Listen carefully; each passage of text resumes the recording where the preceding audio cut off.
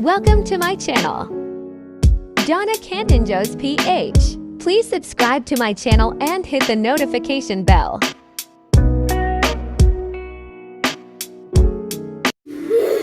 Hi guys! Welcome back to my YouTube channel. So, ako po si Donna Cantinjos PH po.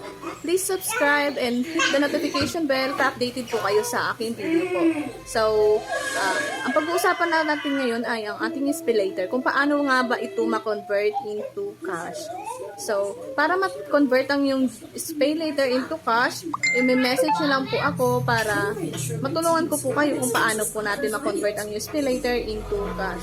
May mga requirements lang po tayo na hinihingi para po ma-process po ang inyong SPayLater into cash para ma-make sure po namin na kayo po yung may-ari ng SPayLater account. Dahil iniiwasan po natin na ma-scam po tayo or may makapasok po na scammer po. Kasi kahit clients po, meron pong nang-scam po sa mga traders po na tulad po namin. Nagpapanggap na sila yung may-ari ng account pero hindi pala. Kaya required po namin yung makipag-video call po sa amin para sure din po kayo na ako yung kausap nyo at sure din ako na kayo po yung nasa sa ID nyo po na sinend nyo po sa akin. So, doble ingat lang po tayo guys ha.